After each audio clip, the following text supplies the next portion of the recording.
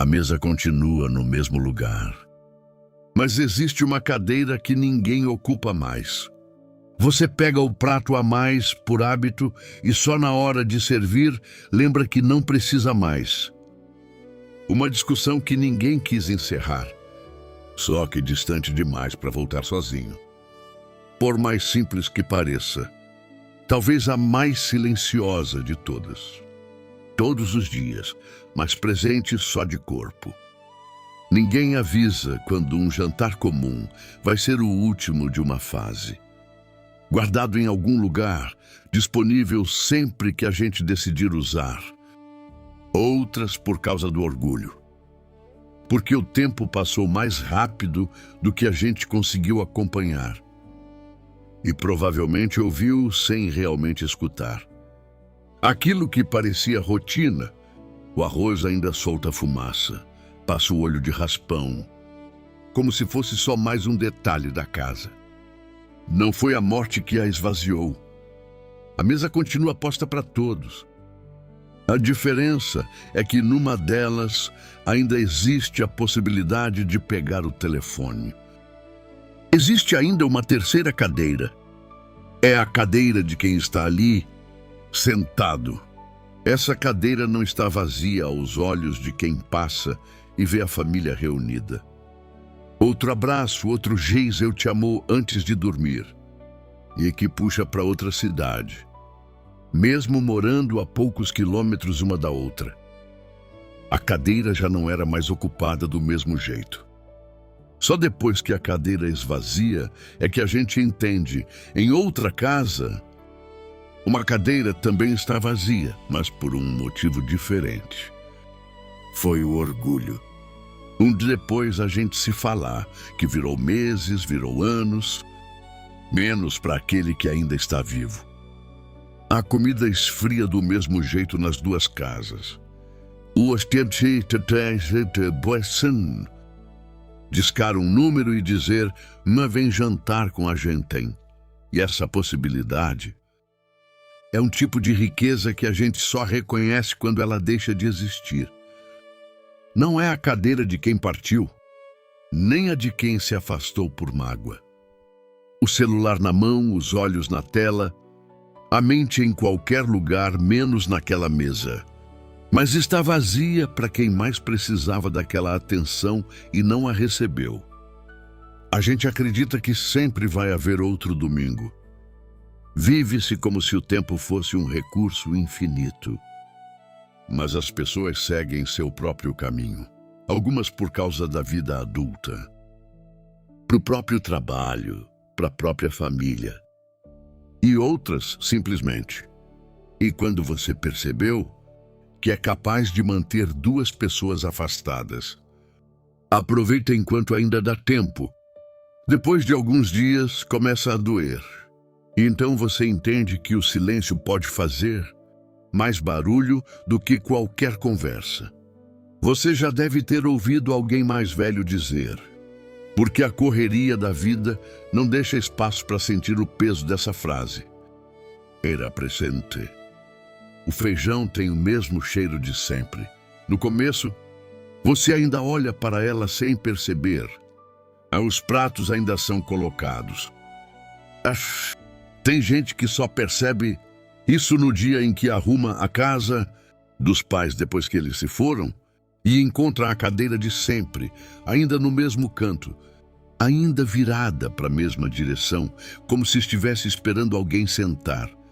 E tem gente que percebe isso numa data comemorativa qualquer, olhando para um grupo de mensagens que não recebe resposta há meses, porque a última briga nunca foi resolvida. E o silêncio virou hábito mais forte que a vontade de voltar atrás. Existe a história de um homem que passou a vida inteira dizendo que ia se aproximar do irmão, assim que as coisas se ajeitassem. Os dois cresceram na mesma casa, dividiram o mesmo quarto quando crianças. E depois a vida os separou. Um ficou na cidade onde nasceram, o outro foi atrás de uma oportunidade em outro estado. No começo eram ligações toda semana. Depois mensagens de vez em quando. Depois, só um feliz aniversário copiado e colado, sem nem lembrar direito quantos anos o outro estava fazendo. Ele guardava, em algum canto da mente, a ideia de que um dia eles se reencontrariam, resolveriam tudo, voltariam a ser o que eram quando dividiam o mesmo quarto. Só que um dia nunca tinha data marcada. E foi assim, sem nenhuma briga, sem nenhum motivo específico, só o acúmulo de anos de distância normalizada e que aquele homem descobriu. Tarde demais, que o irmão tinha adoecido meses antes e ele nem sabia. A cadeira dele na mesa de família já estava vazia havia mais tempo do que ele imaginava. Só que dessa vez o vazio não tinha mais como ser preenchido com um telefonema. Uma cadeira vazia não é só um espaço na mesa. É um trecho da estrada que você não vai caminhar de novo com aquela pessoa do mesmo jeito. Cada refeição compartilhada era um pedaço do caminho, sendo percorrido junto, sem pressa, sem cerimônia, só presença dividida à mesa. E quando alguém segue seu próprio rumo, fica claro que essa travessia não tem volta.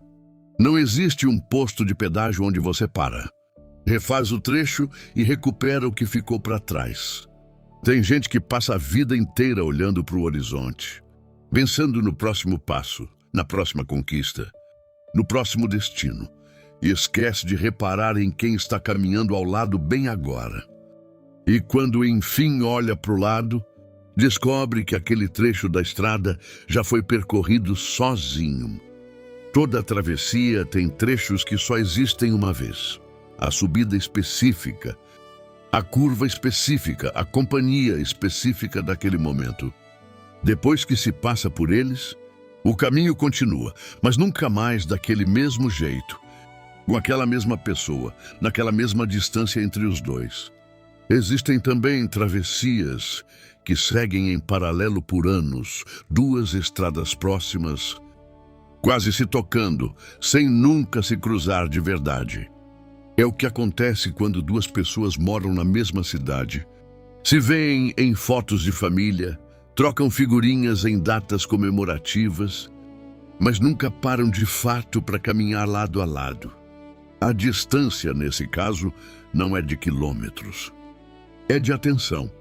Você não controla por quanto tempo alguém vai caminhar ao seu lado, mas pode decidir como você caminha enquanto isso ainda é possível.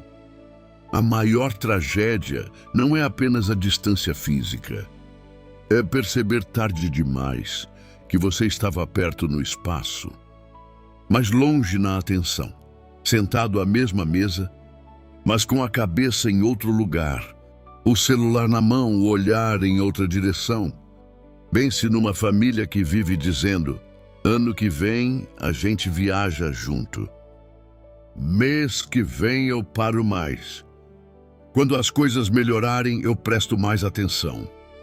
O ano que vem e o mês que vem viram anos de promessas adiadas até que uma cadeira fica vazia e as promessas perdem o destinatário. Ninguém planeja se afastar das pessoas que ama.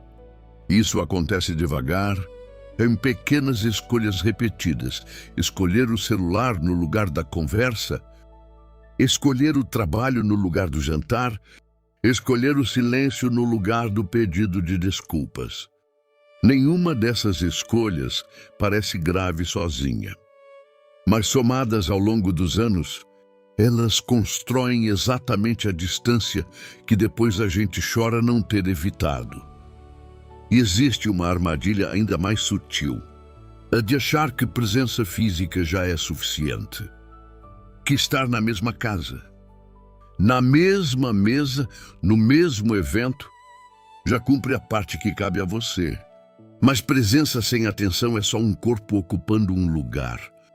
E o coração do outro sabe reconhecer a diferença entre alguém que está ali de verdade e alguém que só está de passagem. Mesmo sentado, mesmo em silêncio, mesmo todos os dias. Em Lucas 15, Jesus conta a história de um pai que teve um filho pedindo a herança antes da hora. O filho queria distância, queria viver longe, sem as regras da casa do pai. E foi embora. Levou tudo o que tinha e gastou numa terra distante, até não sobrar nada. A cadeira daquele pai ficou vazia. E o texto não mostra um pai que desiste, nem um pai que finge que está tudo bem. Mostra um pai que continua olhando o caminho. Quando ainda estava longe, seu pai o viu e, cheio de compaixão, correu, abraçou-o e o beijou. Lucas 15, 20. Repare no detalhe. O pai viu o filho de longe. Isso só é possível porque ele estava olhando o horizonte dia após dia, esperando. Ele não gastou o tempo da ausência em mágoa, nem em orgulho ferido. Usou aquele tempo vigiando o caminho, pronto para correr assim que o filho aparecesse. Deus vê o pai que continua de olho na estrada, mesmo quando a cadeira está vazia.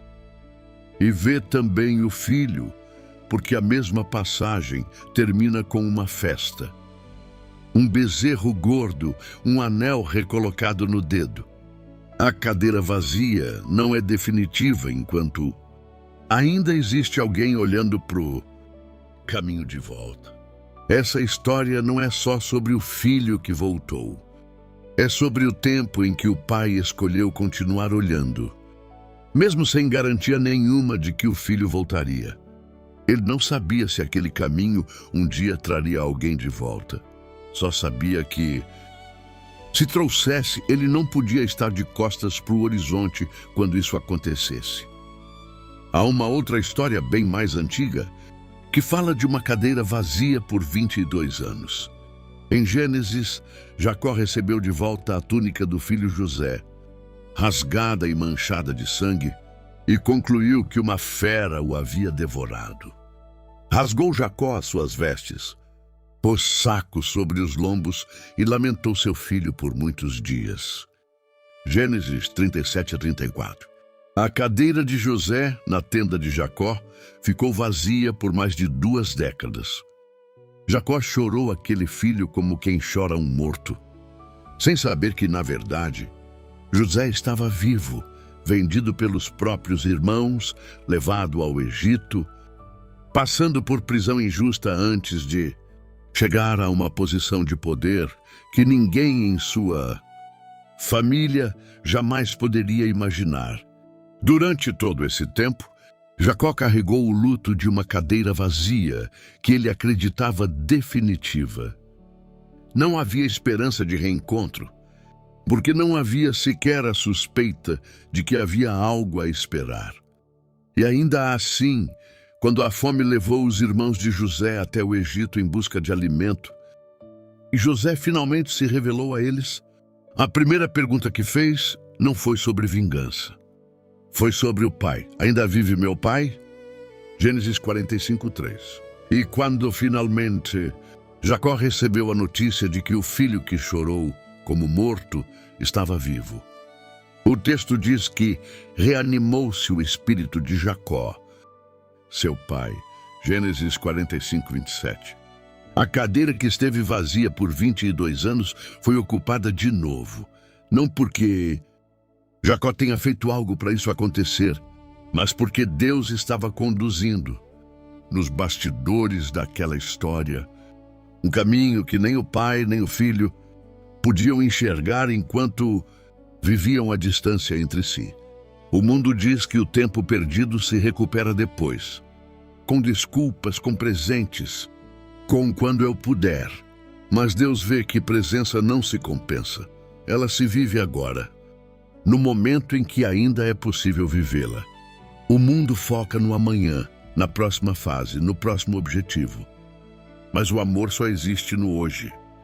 No jantar de hoje, na conversa de hoje, no abraço que você pode dar agora e não sabe se vai poder dar de novo. O mundo ensina que cadeira vazia é sinal de perda definitiva. Deus mostra na história do pai que espera e na história de Jacó que chora um filho vivo, que uma ausência pode carregar dentro dela um reencontro que ainda não aconteceu. O mundo diz que o tempo cura tudo sozinho.